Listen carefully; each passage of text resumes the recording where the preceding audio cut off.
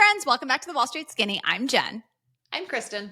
And we are two lifelong friends, former investment bankers, and teachers here to give you the skinny on how to land and thrive in the world's highest paying jobs. Now, we get asked all the time, what should I read or what should I listen to besides obviously our podcast to break into the industry? And we are so fortunate to be in a position where we get to speak with and introduce you to exactly those people. And so this week and next week, we are joined by two of the biggest names in the finance media world. So we have a couple of really fun crossover episodes for you here. And today's episode is specifically for all of you buy-side and private market junkies. We have Ted Seides coming on, and Ted is the host of the Capital Allocators and Private Equity Deals podcasts. He's also a soon-to-be thrice-published author. He's got a new book coming out, and he's really an expert in the alts. And when we say alts, we mean the world of hedge funds, private equity, private credit, all those alternative asset managers. And Kristen, I think in getting to know him, one of Ted's superpowers has really been understanding both sides of the alts investing coin. So what I mean by that is he started his career working with David Swensen at the Yale endowment. And for those of you who are unfamiliar with the name David Swensen, we'll explain why you need to know it, why you need to understand his investment theses, how they've shaped the industry for over 3 decades, and how people managing large pools of money like endowments and pensions are now actually evolving in their approach to how they allocate that capital. And then Ted ultimately went on to lead his own multibillion-dollar alternative asset manager before then segueing into his current role as a thought leader and an advisor amongst the biggest names in the hedge funds and private equity world. You may also have heard of Ted from a little friendly wager he made with Warren Buffett a few years back. So we'll get into that as well. But for those of you who want to break into the alts, again, hedge funds and private equity, you need to listen to the lessons that Ted has gleaned from years of conversations with the heads of the world's biggest investment firms. Also, a lot of our content is typically for people looking to break into the industry. But if you are a seasoned investor looking to branch out on your own or make a pivot, but don't necessarily have a roadmap for success, whether it's wanting to go out on your own and start your own hedge fund, or even just thinking about making a transition within the current framework of your career, I think that takeaways from Ted's case studies and also just the knowledge and insight he shares about having made those pivots within his life are absolutely invaluable. And the last thing we're going to cover today is networking. You know, we get asked about networking all the time. And I think Ted has a really great take on networking for people who don't like to network. So, I mean, I just think he's super spot on, and I'm really excited to jump right in. Awesome. Let's get to it. So we are so excited to have Ted Seides on the podcast. Ted is a podcaster, an author, an industry expert, although I know you don't like people to necessarily use that term, but it is true. So he is the host of the Capital Allocators podcast, which is basically one of the most highly regarded podcasts for anyone who is in the alternative asset management space. He has just a really incredible background. He has worked with industry legends, which we're going to talk about. You've written 3 books, one of which Private Equity Deals, which is coming out and we're going to get into. But before we get into any of this, we have to ask you the question that I know must drive you crazy, which is earlier in your career, you became I feel like a household name. I know, at least to me, because you had this famous bet with Warren Buffett. Can you talk a little bit about the bet you made? I'd be happy to, but I'm going to answer this like a politician and divert the question first to say, this is so much fun for me to do it with you guys. I know we got introduced like a year ago and you were just getting going. Yeah. And I just have so enjoyed the energy you bring to everything you're doing. So let me start with that. I'm like really excited to do this. So there's this guy in Omaha named Warren. So at the time, I was working with a hedge fund of funds that I had co-founded. So I was in the business of investing in hedge funds. Mm-hmm. And if you go back to 2007, it was a time hedge funds were riding pretty high. Our results were great, no matter how you measured it. Most importantly, what the clients wanted relative to the market, relative to anything. Hedge funds had done well for a long time. And I had heard that he had made a statement about hedge funds and fees, because he's big on low fees, which makes a lot of sense. And I sent him a note sort of saying, hey, I heard you made this challenge and I'm willing to take you up on this bet. And so I didn't even know what the bet was, but effectively it was supposed to be the performance of hedge funds against the performance of the market. Uh-huh. And we turned it into a group of 5 hedge fund of funds that we picked against the Vanguard S&P 500 index fund for 10 years. Mm-hmm. So that was what the bet was. The fund of funds were never disclosed. It doesn't matter. It was a large group of hedge funds compared to the market. And we both wrote a little piece at the time. So when you get into decision making, understanding what were you thinking at the time about why we thought we would win the bet. And it really felt like we were making two completely different bets. Like he was talking about fees and we were talking about, well, hedge funds are just different from the market. Yeah. So what you're really talking about is betting on the market, and we wouldn't want to bet on the market right now. It was January 1, 2008, so that part of it felt right at the time. You were right. Yeah, in some ways, it's not like timing It turned out he won the bet, and it lasted from January 1 of 2008 until the end of 2017. It got pretty well known, certainly more than I would have thought at the time. And people followed it for the whole 10 years. Oh, that's so cool. Well, speaking of timing, Ted, one of the interesting things, we were fortunate enough to get like a pre-screen of your book, which is awesome, by the way. And one of the things you talked about was how critical actually timing was for the alts of 2008, that it was kind of this sleepy cottage industry that no one knew about for a long time. People didn't get the value proposition. And that 2008 was actually the trigger for kind of the meteoric rise of the alts, specifically private equity, which you've been so focused on. And I'd love if you could talk about, kind of your observations along those lines about how critical that was. And even if you lost the bet, the thesis held that these alts, right, were going to be the biggest driver of investment and growth. Well, I think when you're talking about alts, you really should separate the hedge funds from private equity. I think the hedge fund surge in assets started right around 2000. And what you had was this period from 98 to 2000, you think of the internet bubble, where public markets performed poorly and hedge funds performed well. And the purpose of hedge funds was investing in public markets and generating, stock-like returns, but with less volatility. And so when that played out, institutions really said, oh, we need this in our portfolio. Where do we find these hedge funds? Part of that story launched when my former boss, Dave Swensen, wrote his seminal book, Pioneering Portfolio Management, that came out in 2000. So he wrote this book that described alternatives and everything else about how Yale invests, and was saying these are good things. And then over the next 2 years, they proved that they were good things. So think of a thesis and then short-term performance that proves it. If you go forward to 2008, private equity was part of those institutional portfolios, but wasn't as mass adopted as it has been in the last, say, 15 or 20 years. And some of that is, you come out of the financial crisis and businesses didn't collapse. And then interest rates dropped to zero. So you can borrow cheaply. So one of several levers that private equity managers have were very, very favorable for a long time. And I also think you had this period of time where that idea after the financial crisis, boy, if you were invested in stocks, you didn't do well. And people say, where else can I invest? And for a bunch of reasons, the private assets became one of those buckets. And then you started to see this massive interest, particularly in private. It's certainly true in venture capital, but venture capital is a much smaller, it's very large, but it's a much smaller dollar size investment opportunity set than private equity is. So I actually have one follow-up question, because like you said, you can bifurcate private investments from public. And so again, the bet that you made with Warren Buffett was that the basically low fee index would outperform hedge funds. And so that seems to be a lot of the message you hear, and especially for a retail investor, I think that, there's an argument there. But what is your outlook on the alternative asset management industry? Again, specifically hedge funds, as you do see the world moving so much more towards passive investing. Yeah.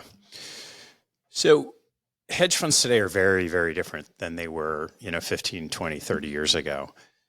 What you see in any industry, and it doesn't matter if it's hedge funds or investment management or beverage companies or manufacturing businesses, when industries mature, they tend to get concentrated in a few winners and then a whole bunch of other players that have some niche but never scale. That's kind of what you're seeing in hedge funds. So the investors have looked at this and says there's still a use case of, can we get equity-like returns over time with less risk? Who's been able to deliver that? Well, one of those areas are these platforms. the pod shops. Mm-hmm. And so you've seen every one of those that is mature has infinite demand right now, and they can only capture so much. But a hedge fund today that's $60 billion was a substantial part of the industry 30 years ago. Yeah. Would have been like 80% of the entire industry or something like that. So you see a few players that are very large and significant and very successful. And then you have lots of other participants that are smaller, but it's much, much harder to earn those fees and prove out that differentiation when there's so much product. And it's been tougher, right? Markets get more competitive over time. And so it is harder and harder to extract that alpha from the markets. Yeah. And to reinforce that point, it's funny because like you do see that a lot of, especially some of the single name managers, like the 2 and 20 is like your classic fee structure. And so some of those they have to compress fees a little bit, but then you have, as you pointed out, like the pod shops. I mean, their fees are arguably higher than the 2 and 20 because it's a pass through. And then you have like Rentec, who I think that they said that their fees were, first of all, you can't even invest with them, but it's like 5 and I don't know what their performance is. It was 5 and 44 when they last gave money back. Yeah. So what's interesting about it on top of it is even though the structure of the industry has changed, the assets in hedge funds are at all-time highs. There's trillions of dollars. So it's not this like, oh, hedge funds are going away. They're absolutely not going away. It's just how people participate in the industry and who they choose to do it with changes over time. And speaking of people participating in the industry, you touched on your experience at the Yale endowment with David Swensen. I would love if we could explain here. I think we did a 101 on the Swenson model in one of our very early episodes, but that's me and Kristen talking about it. We've got the expert here, like who actually was in the seat. I would love it if you could talk through the Swenson model, what it means for investors like an endowment and how it's been broadly adopted as kind of the standard within the industry. Yeah. So I spent 5 years with David at the very beginning of my career, 92 to 97. He joined Yale as a 31-year-old in 1985 to manage the endowment. And at the time, most institutional portfolios were pretty simple. So you think about a 70-30 or 60-40 stocks bonds. A lot of the stocks were US, though there was definitely some global diversification. And a lot of what was so brilliant about David was his ability to think independently of the crowd. And you hear about that in all of investing, but he really was amazing at it. And a lot of that starts with first principles, meaning like, what is true? What do you believe is true? What's backed by evidence about investing? So for Yale, the pool of capital is supposed to be perpetual. And perpetual is a really long time. Like if you're around forever, that's a long time. So if you start with that frame of reference, and there was some liquidity need, but not a lot, he said, well, we should have an equity orientation. So relative to a 60-40 model, we should have like 90% of our money exposed to stocks because we can withstand the volatility and you're going to have higher returns over a long period of time. But it doesn't make sense to only have it in stocks. Diversification is the ultimate free lunch. You can get diversification within the stock market, but you can also get it if you can find other areas that have similar return characteristics but have lower correlation. So that included international stocks or emerging market stocks. That was hedge funds. That was private equity and venture capital. And so you had this core principles of equity orientation and diversification. And then he said, if you're going to do that, if you're going to go outside it, you have to look for areas of inefficiency. So you can't just invest in something. You have to find areas where you think you can extract excess return.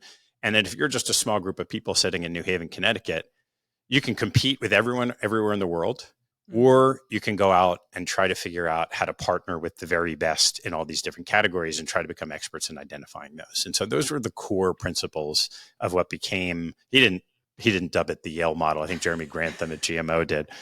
And then that was back in 2000. That was 25 years ago. And you saw a significant, over the last quarter century, change in the complexion of how a lot of these other portfolios look based on some of those tenets.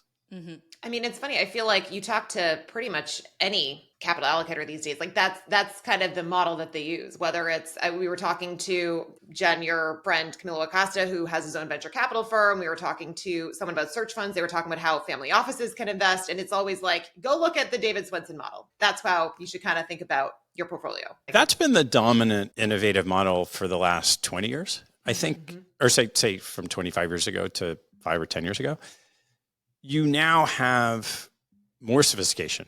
And David would have done it differently today than he did back then. And so there's a newer model called the total portfolio approach, which was really... Wait, this is brand new information. Okay, you have to teach us exactly what this is. Okay. What is it? Twivel? It's not. How do you spell TPA, total portfolio approach. Total. I was like, Twivel? No, not Twitter. It's not the Twitter portfolio. Total. And I'm not sure exactly where it was innovated, but you'd seen it popularized by the Canadian pension funds, the Australian future fund, I have heard New Zealand sovereign wealth fund. Okay, but still explain. So the concept isn't that much different, but there is a granularity to it, which is even if you look at the Yale model, the underlying risk structure for Yale might be 90% equity, 10% bonds. How you apply that is different. Somebody else might be 70-30. It doesn't matter. But you have some risk structure and you can create a passive portfolio. So you can say, well, we're just going to have 70% in the S&P 500 index fund and 30% in a bond index fund. The total portfolio approach is rather than have a bunch of asset class buckets that you fill that are slightly inexact, because if you give money to a long only manager, they might hold some cash. And a private equity manager might have some uncalled capital and they have a certain amount of leverage. Rather than doing that, you can more precisely calibrate the risk of any one investment that you make. And then you can fund that from the, say, 70-30 portfolio. So if you're going to invest in a small cap equity manager, maybe it's not, 10% of your portfolio is 10% equities. Maybe it's 15% of risk. And you can have this consistent risk structure, but you can fill it in a totally different way. So that's kind of a newer adaptation of a model that a lot of people are thinking about and starting to implement. That's so interesting. And why did it start with the Canadian pension funds? It's less why there and more what's happened with the availability of information and data. Okay. So what's a little bit different about the Canadian pensions from, say, the Yale model is in the Canadian model, something like 90% of the money is managed internally. So they know exactly what positions they own. They have full transparency. And when you have that, you can calculate risk in a different way than you can if you only have summary information from an investment manager that you've allocated capital to. Yeah, that makes sense. So it started there, but in GIC in Singapore and Australia Future Fund, they predominantly invest in managers. So they've applied that model with the ability to get more information and integrate it. It's the same as everything else. It's the use of technology, data analysis allows you to be more precise in your calibration of risk. Got it. And then I have another follow-up question. So now thinking about the private equity world, as we kind of enter this brave new world where we have the combination of banks having new capital requirements with Basel III Endgame versus the new emerging world of private credit being able to now step up and fill that gap, and the private credit being oftentimes housed in the same overall structure as the private equity firms. I'm really curious what you see the next trends being. Well, private credit has exploded for some of the reasons you mentioned and the inability of banks to hold those assets. And also there's a better asset liability matching. So when you go through an SVB last year, right, they're lending long, they're borrowing short. Whereas in a private credit strategy, the investors are giving them the capital dollar for dollar. There's the possibility of embedded leverage, right? Private credit managers then borrow. Who are they borrowing from? The banks. Is it all that much different? But I think that it's less, I think, tied to rates and more tied to the economic cycle. Ooh, say more. So if we have a recession, which we really haven't had for any length of time in this period of 15 or 20 years where private equities exploded and private credits exploded, what happens if you have a real default cycle? And that you still don't have yet. You have, defaults are very, very low. Yes. You have all the whole CLO engine. And so there's a lot of dynamics of marketplaces that have expanded dramatically over the last 15 years that haven't been stress tested in a tough economic environment. And I don't know what will happen with that. You can create a whole bunch of theses, but we just don't even know. Yeah. I mean, it's funny because I remember back and I started my career in 2007 in CLOs. It was such a wild time, but it was even at that point, the underlying portfolio of the loans, because it was mostly loans, there were some bonds, but that were in the CLOs, the default rate was 2% or something. It never got, but also that makes sense. And then Fed cut rates were zero. So anyway, right. interesting time. But also, even if they're stress testing, I think that there's still so many systems now in place that prevent you from seeing the immediate effects of that stress in the system. You've got a robust secondaries market, which didn't exist at the time, that now offers liquidity in times of need and is really well developed. So, like, I do think that structurally we're in a very different place than the last time we saw real stress in the system. Are you a hard landing, soft landing at all? Like, would any of you? I'm not a pilot. Love that. I don't know if this is just an area where I refuse to be the man in the arena, but I've been much, much better at predicting the past than the future in my career. And I don't know many people who are good at predicting the future, so I just let that go. So speaking of predicting the past, or maybe better said, analyzing the past, I'd actually love if you could talk a little bit about the books that you've written. So first of all, if anyone doesn't listen to your podcast, Capital Allocators, like anyone interested in understanding the current investing landscape should absolutely start there. But then you've written 2, or I guess actually now 3 books. And so your first was, So You Want to Start a Hedge Fund, Lessons for Managers and Allocators. And then the second was Capital Allocators, How the World's Most Elite Money Managers Lead and Invest. And so we have a lot of seasoned industry professionals who listen to this podcast and are curious about taking this kind of step at some point in their career. But even if someone's just starting out and isn't looking to start a hedge fund today, I still think there's some critical lessons in each of these books that apply to anyone approaching a career in the finance world. And by the way, we even get young people who are just starting their career who are saying things like, I want to start a hedge fund. Where do I start? This is definitely true. But with that, can you talk a little bit about the 2 books before we focus on your third book, Private Equity Deals? This is all buyer beware stuff. Like when Howard Marks gets asked what advice he would give someone who wanted to start a business like his, he says start 40 years ago. I think the hedge fund's a little bit the same way. So I spent 14 or 15 years focused on investing in smaller hedge funds and seeding new hedge funds. And what I found from that experience is, unlike venture capital, there isn't really an ecosystem of entrepreneurship. So if a hedge fund manager starts a hedge fund and they're successful, they never start another one. Oh, I see. Yeah. If they start a hedge fund and they're unsuccessful, they rarely get a chance to start another one. But you get like their acolytes, right? You get like Chris Rokos out of Brevin. You get spin outs, but what you don't see are instances where people make mistakes in when they go to start one that other people have made over and over again, because there's no one to tell them, by the way, these are some of the things that go wrong. Oh, yeah. That's a really good point. And I happen to be in a relatively rare seat for a decade and a half where I was looking at hundreds of startups every year. So you'd see these patterns. But I got to the end of my time of wanting to do that, and people would still ask me, and I found I was repeating myself and people's eyes would light up.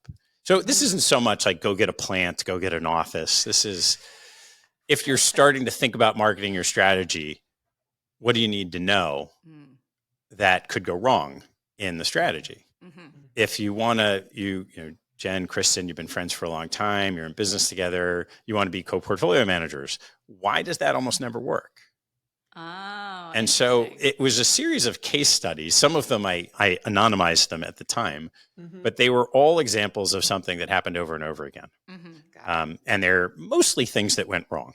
So that's what that book was. I think it came out 8 years ago. And it still applies. It's just, it's so hard to succeed as a startup. So in the hedge fund world today, and it's part of the reason I left, close to 10 years ago, I looked at it and said, the talent of people coming were higher and better trained than the people that we had been investing with for 15 years. And their probability of success was much lower as a business. Because if you looked at supply and demand of capital going into hedge funds, like we talked about earlier, it's a mature industry. The demand is mostly for larger funds. There's just not a lot of capital that's super interested in investing in a new hedge fund. And if it is, it's usually Chris Rokos, who's a big brand name, who's spun out of somewhere else. It's not someone who just wants to get a shot themselves. So that was that book. It's still there. The lessons are there. I'm not available to help coach people do that because I just think it's so difficult, and there are better things people could do. So that was the first book. So I swore that I wouldn't write another book after the first one, because it's really like, especially when you're doing a podcast, you can reach so many more people so much more efficiently. It doesn't make a lot of sense to write a book. And then COVID hit. And I had done 150 or 175 episodes at that point in time. And there were certain things I knew I learned that I hadn't had a chance to crystallize for myself. Mm-hmm. And most of them weren't the pure investment lessons. Like there were some great nuggets all along the way, but there were a lot of things that are really important for someone who's managing a pool of capital to know that are basic tenets of a business. They're just not taught in asset management. So things like decision-making. And I had Annie Duke on when she wrote Thinking in Bets and how to decide and quit, but then Thinking in Bets and negotiations, which you might learn in school, but I took a class at business school. I wouldn't say I learned it. What do they teach in a business school negotiation class? Exactly, right? So that's the point. Well, HBS also was like all the case study method too. So I feel like it's just sort of like, here is the situation. Now, like, all get together and talk about what you would do. Yeah. So, and then like leadership and managing people are such core things that people learn through apprenticeship in almost every business, as long as that business isn't investment management. And so I had great leaders on the show. I had great decision-making experts. I had negotiation professors. I had Chris Voss on the show. And I said, I want to go back. It really started with me wanting to learn better about decision-making and going back to what I learned from Annie. And we became good friends after I had her on the show. And that was a chapter. And then COVID hit and I had time. So I put that together. And half the book are those distilled lessons. And the other half are the best quotes from 150 episodes. I had a team of people that went in and picked out their favorite quotes, and I picked it out from that. So that was the second book, and it came out, 4 years ago or so. Nice. Well, it's so interesting because you made that point that it was like you wanted to go back and almost like learn from some of what you had done. So if someone is listening to this and like, great, I want to go listen to Capital Allocators.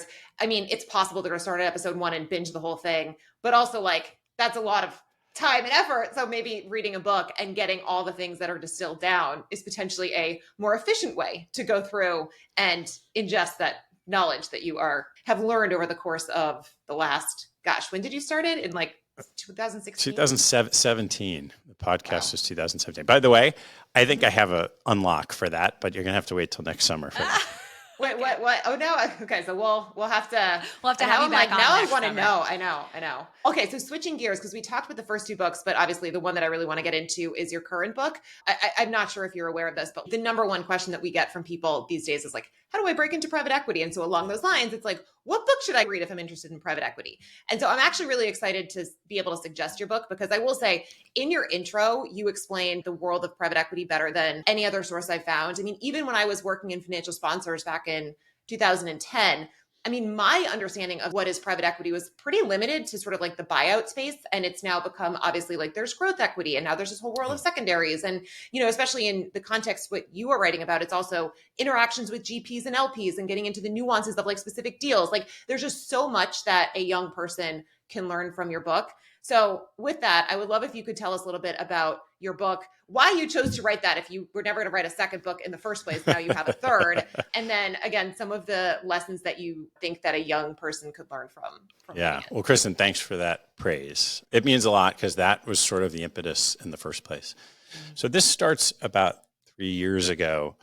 A friend of mine who's a very seasoned banker, a guy named Ted Gooden at Berkshire Global, had said to me, you should do a Deal of the Week podcast. Now, let me start with the you should do this is something I get about once a week.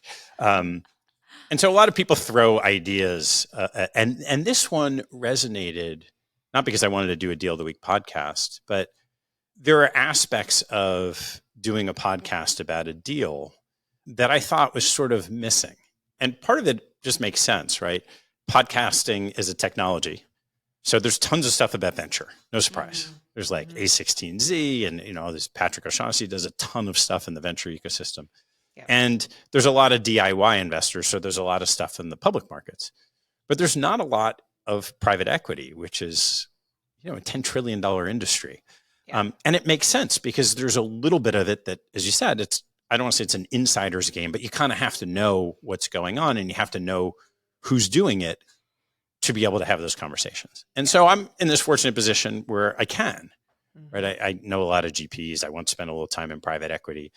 And so I had this idea, well, why don't I do a podcast and see what happens? So we created this new podcast, Private Equity Deals.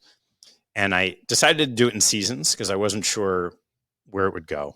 And for the first season, I reached out to 8 well-known sponsors. And I said to them, we're going to do a podcast. You can pick the deal. I'll make some ground rules. Like, it has to be a current portfolio company or a very recent exit, because there's going to be cherry picking anyway. No one's going to come and talk about their disaster. Fine. Let's at least narrow it to something live. And we did that, and it was great. And I was kind of right, because there wasn't anything like it. So we did a season. Then I did another season. I said, well, I don't really care who the sponsor is. What about some companies that people are very familiar with? So we did 8 of those. Then I wasn't sure what to do next. I thought of doing classic deals. It's hard to line those up. So we've done those one off. And we did one on mid-market deals, which is everything. And so did 3 seasons. I got tired and said, I'm not sure this will continue, but we'll do them one off. And I did a phenomenal one with 3G about Burger King this year, and Bain Cap about HCA, which was, a crisis deal that was super successful. So those are out there. Yeah, I was going to say Burger King was like the case study that I always used to use when I would teach leverage buyouts, because it was just crazy. Like how it went from, it was TPG and Bain, and they bought it in like 2000. And then I think that they got like a 55% IRR in that 8-year time period. And then obviously 3G comes in, and then anyway. Extraordinary. Yeah. So those deals were after I started doing this book. So unfortunately, they're not in the book. And so then I started thinking, if you look at the deals that I've done, not so much by design, you're covering a little snippet of everything. So there's a deal in here that's been passed from private equity firm to private equity firm. There's a deal that's a total turnaround. There's a software deal. There's a sports deal. There's just a little bit of everything. And David Rubenstein had put these books together that were effectively repurposed, How to Invest and How to Lead. He has these 2 best-selling, fantastic books that are effectively taking a bunch of his podcast conversations and putting some commentary around it. And I said, well, that I could do. I'm not going to write a whole nother book, but this could be a lot of fun. So that was the idea. And it was easier to do because, say, 80% of it was already done. And I think it's the best of the 3, because I think the first 2 books were a little bit for me. Meaning, like, the first one was bucket list, and I was done with a chapter of my life. I was like, stop bothering me with these questions about startups, but here. And the second one was, I think I want to distill this. I don't know if anyone else will want to read this. Whereas this one, the whole purpose of it was, this is a huge industry that is so maligned in the press because it's misunderstood. Why not just sort of repackage this in a way that people can see all this in one place? Because you really don't do that with a podcast. You kind of digest them one at a time. And then you read through this. I've obviously it's my book. I've had to read it 2 or 3 times. And each time I'm like, wow, this is actually pretty good. Which takes a lot for me to say that. So it's coming out next month, and I'm excited to see what happens. Yeah, no, I also was listening to the Fenway Sports Group deal on my way back from a Red Sox game. So it's like, this is perfect. Yeah. It does seem like you focus on some lessons. And one of the ones that I was actually really heartened to hear was one of the guests in your book, Pete Stavros, who was talking about KKR's acquisition of, and is it Chai or CHI? CHI. It goes by CHI. Yeah. And he was talking about basically giving equity and ownership to employees, which, as someone who worked for a company that was bought by a private equity firm and ultimately quit and started this because I stopped feeling like I had any kind of ownership of a business that I previously did feel very much a part of. Like, I think that that's just smart, like, to maintain talent, and not to mention it's the right thing to do. But I guess, what are some of the other important lessons that you kind of took away from walking through some of these deals? Yeah. I mean, that story, by the way, so Pete is amazing. He comes from a blue collar family, and now he's co-running global private equity for KKR. So it's like something he believes in. It's not a greenwashing type exercise because they're sharks in private equity. And it was the second time it was on, but they just had a segment on 60 Minutes last week about that deal. Wow. The super fun part of it for me was the interviewer is John Wertheim, who's a college friend and a past podcast guest. And when he was first got pitched the story, which is about a year ago, they do a tremendous amount of work. He called me, he said, I just want to make sure this thing is real and this isn't some greenwashing exercise. I was like, no, this is the real deal. Go ahead. So CHI is an amazing story. I think across the deals, I love asking, and I do in these conversations, like, to the GP, like, what's your biggest takeaway from the deal? And so some of the ones you get out of it are the importance of all the resources they can bring to bear. And that could be data, and a better understanding of what's happening inside a company. It certainly is all the operating execs.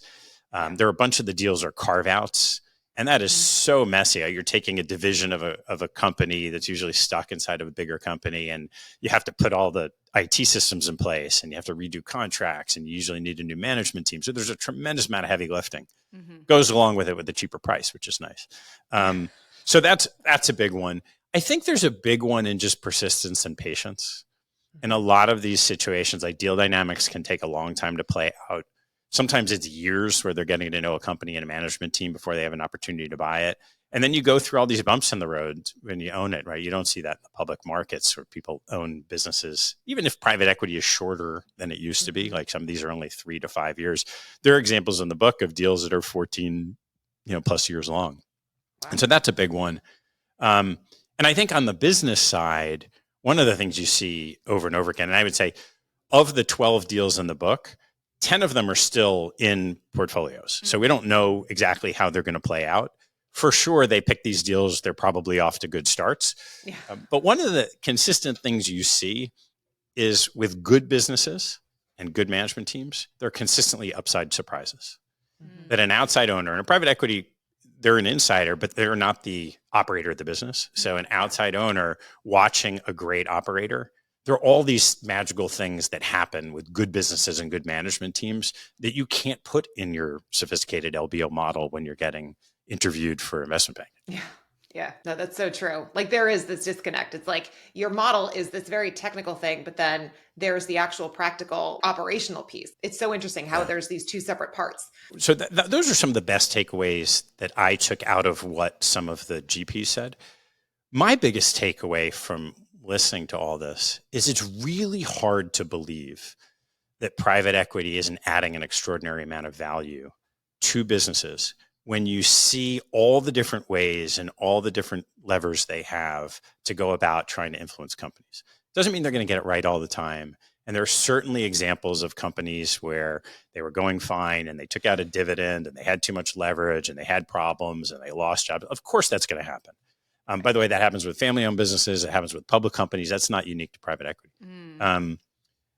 But it's extraordinary when you have sophisticated people that bring financial resources and a lot of know-how into a business, how they really can change the inflection of the business. Yeah. I think that goes against so much of what you hear kind of on the street from people who don't understand the minutia of these deals. You hear private equity ruins everything. They are corporate raiders. This is all just greed, right? And I think you hit on something really critical there, which is a good business is going to be a good business, right? Yeah. And I think that that's something that gets lost so much in the conversation, that if you have the great operators and they stay in place. I am curious to understand a little bit better, as someone who's a private equity outsider, like this was never part of my world whatsoever. We've talked to people in kind of the mega fund space, and we've talked to people in the lower middle market space. And my understanding of that lower middle market space is you are becoming more of a hands-on operator in a lot of ways with those portfolio companies than we sometimes tend to see at the mega funds. At the junior level, you're more involved with that minutia of, okay, I'm getting in the weeds. I'm going to be at the plants. I'm going to be doing these things more and more and more. I'm curious, in your case studies, in your observations, what your takeaways were from any kind of differential in company size and in terms of private equity firm size, in terms of how that may or may not play out in the difference between the perception of their ability to impact a company positively. If you're generalizing, I think that's right. Mm-hmm. I think if you took a whole spectrum of size of the company, when you get to tiny companies, so I think search funds and micro buyouts, there's real kind of basic business hygiene that's just missing. And some of that is sophistication, some of that is resources, right? If you don't have capital, you can't put in a good accounting system. If you don't have a good accounting system, you can't understand, margins on your different products. Mm-hmm. Then as you move up market, you do have a little bit better businesses, a little bit better systems. But a private equity firm that's seen lots of different businesses, knows how to pull lots of different levers, and a management team that's only been working in one can learn a lot. And yes, I think there's a lot more you can impact. If you have a mega buyout, I'm not sure how much you can do. Mm-hmm. You think about the really, really large buyouts. Maybe there's in the Vista, Thoma Bravo type deals, there's a playbook that they work with software companies, help them find customers or grow. But for the most part, the bigger you get, the more sophisticated the company, probably the less influence you can have, especially as a junior person, I would think. Mm-hmm. Right. Yeah, no, that makes complete sense. So I guess switching gears a tiny bit, you hold a few conferences every year. Can you just talk a little bit about those, who they're for, what they are, and how you got into that space? Yeah. So we generally don't talk about it that much. Oh, okay. We don't have to. We don't have to talk about it. I'm happy to talk about it, but there's sort of a reason why. I've been to lots and lots of industry conferences, and many of them have value for a specific purpose. Most of them are pretty painful to actually go and participate in, because one of two things happens. Either you go and there's these great roster of speakers, and you travel somewhere and you sit down, and within 2 hours, you just can't imagine sitting in your seat for another 4 hours and paying attention. So you take out your phone and you just do your email from a different location. Or we have these like capital introduction events, like our great friends at iConnections. Those are great. They're just exhausting. Like you're going to have 7 one-on-one meetings in a day. So we always had the ability to convene really senior people in the industry. I just didn't want to do it unless I thought there was something that was of value. Yeah. And when you're coming out of COVID, people started talking about, they want to go travel so they can connect with people. It's like, but most of these industry events in the investment industry, you don't connect with people. You just sit and listen, and then hopefully you connect with them at a cocktail, or you're doing these one-on-one pitch meetings the whole time. So I had an idea of doing something that was totally different. And that was, there's no pitches, there's no speeches, there's no panels. We're just going to bring people together, and it's going to be fully participatory. We're going to have all these interesting small group discussions, and people can get to know each other and learn from each other. And that was the concept. And we've done it, it's invitation only. Each one has about 120 people. There are 80 from the allocator side, senior decision makers and CIOs, and then 40 managers. And we invite the managers based on recommendations from the investors of managers in their portfolio. So it's not, there's no way to register for it, right? People would have to reach out to us. And we've done it for a couple of years, and they've been great. Really, really fun. Cool. Well, and that brings us to one more thing, which is like just this idea of networking. So we actually had Jen Prosek on last week, and we had asked her, what are some pieces of advice that you have for young listeners? Because one of the most common questions we get, like this might sound wild to you, but it's how do I network? What is some advice that you would have for anyone who is younger, who is starting in their career, or maybe who is a little more seasoned and still is trying to build their network? What are some things that you think are important to be aware of as you're starting out? So if you hadn't had Jen, I would have told you, her advice to think of giving someone a gift is amazing. And it's spot on. It's probably the number one thing. I would frame it, if you want to frame it a little bit differently, a lot of the conversations that I might have with a young person, they come at it wondering, what can they get? What's in it for me? What's in it for me? And I think real relationship building. So I don't think of networking as, I'd never liked the term networking. It's sort of, you're trying to build relationships, is sort of like, okay, everyone's time is limited. How can I help somebody else? And, sometimes asking them isn't that helpful, because you're kind of putting the monkey on their back now. It's like, now you've put a responsibility on their back to tell you how you can help them. But just listening really carefully, being curious about other people goes a long way. And, the other thing that happens a lot, and I see it a lot, I'm sure you guys too, people do reach out blindly, and that's great. There's not a whole lot you or I can do with that, right? If you don't know the person, you can't go recommending them for jobs. So I always tell people, don't be afraid to start close in. Oh, I like that. Don't be afraid to, talk, who do your parents know?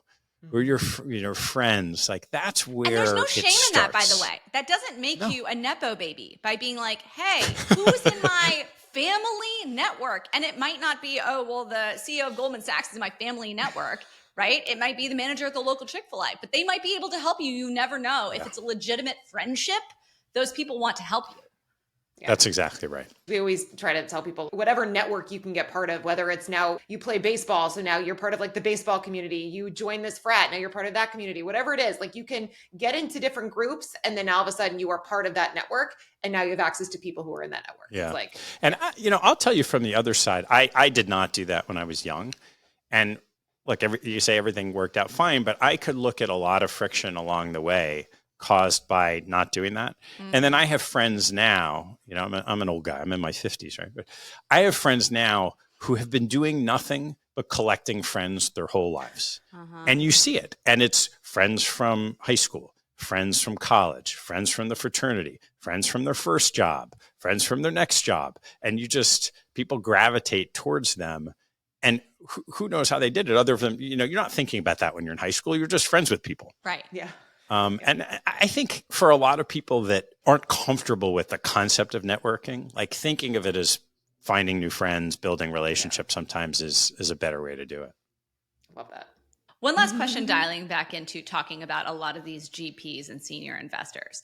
I'm curious because we do have a lot of senior professionals within the industry who are thinking about making switches, but feel like they don't know where to start because one of the things that inevitably happens is when you're good at something, you get blinders on and you get really deep into this canyon of a career where you can't see a way out. It's, oh gosh, I've been specializing in this one particular derivative, or I've been on this one desk now, and I'm the best at this, but all of a sudden, for whatever reason, my product is going or whatever, how do I make a big pivot? Yeah. And I'm curious, is there anything you've learned about pivots at the senior levels for people who either are looking to say, move from one fund to another, move from the sell side to the buy side at the senior level? We talk about those exits happening like 2 to 3 years into your career, but we don't talk so much about what it's like making those exits at a more senior level. Is there anything you can share from the thought leaders that you talk to about making those pivots much later down the line? I certainly have my own experience in that. So I would say a couple things. The first is the older you get, the scarier it is. But if you take that out, it's actually in some sense easier because usually the financial burden isn't what you're most worried about. Right. And when people have done it successfully, most of the time it starts as a side hustle. So it's not like, okay, I'm done. I'm leaving and then I'm going to go find what I'm going to do. That can be really hard because you're out of your routine. Yeah. But there's some passion project that could be a hobby, starts along the way. That's kind of what happened for me, but not in that way. Because I did leave cold turkey and it was really rough for a couple of years. The podcast just showed up. I didn't think it was a business. I didn't think anything would come of it. And then after a couple of years, it clearly was the thing other people were most interested in that I was doing. And I said, I don't know, maybe I'll lean into this. But it had that dynamic, but it wasn't simultaneous. I think the people who have that shift a little more smoothly, and sometimes they've been involved in charities and they say, I'm going to go spend more time on those boards, or there's one of the organizations they want to spend time with. When it's pure professional, I'm doing this, I want to go do that. Then it goes back to relationships and network to find the right opportunity to do that. I think that's really interesting talking about it as a passion project. And I think people aren't thinking creatively enough about getting involved in things outside of that job too, outside of that vertical, right? Because you're like, oh God, I'm a managing director, right? I've worked so hard to get here. I've got the brass ring. And now that I'm upper management, my head is on the chopping block. Like, what should I be doing? And it's not necessarily diving deeper into your current role. It's, well, how can I expand my world so that more happy accidents can find me? How can I give back more? And like, keeps going back to what Jen Prosack does, right? Give gifts, whether it be to the community, whether it be to your peers who are working elsewhere, and the opportunities may just present themselves without you having to step away from what you're doing on a day-to-day basis. Well, this has been so awesome, Ted. Is there anything else that you want to share with our listeners before we wrap up? Oh boy, capitalallocators.com. Everything's there. And your book comes out September 10th, correct? Book's coming out September 10th. Awesome. Available on Amazon. And Jen, Kristen, I can't tell you how much fun this is. You guys just lift the energy level up. It's really fun. Well, thank you so much, Ted. We are so excited, and congrats on all your success. And we will put the link in the show notes to the book if someone wants to pre-order it. Again, I highly recommend it for anyone who is interested in private equity. So thank you again so much. And we look forward to speaking with you again, hopefully soon. Sounds great.